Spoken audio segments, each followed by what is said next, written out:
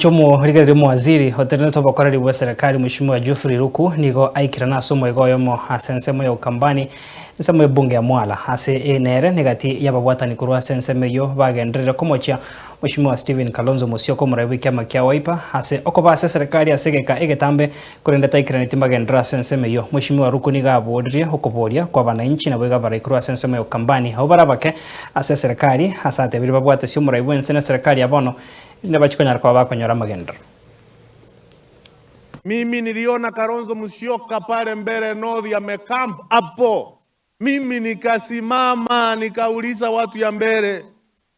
Kiongozi anaitwa Kalonzo Musyoka amekuwa katika serikali miaka mingi. Mimi wakati nilikuwa primary school nilikuwa nasoma Minister of Education anaitwa Kalonzo Musyoka. Nikiwa primary school. Mimi nikasimama pale mbele North nikauliza watu ya mbele.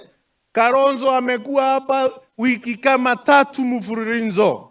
Asimame atuelezee wakati alikuwa naibu wa rais, wakati alikuwa waziri katika serikali, ni mambo gani ambayo alitufanyia hapa kwetu mbele.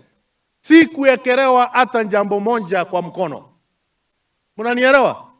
Jameni, sio vitina, tunaongea ukweli.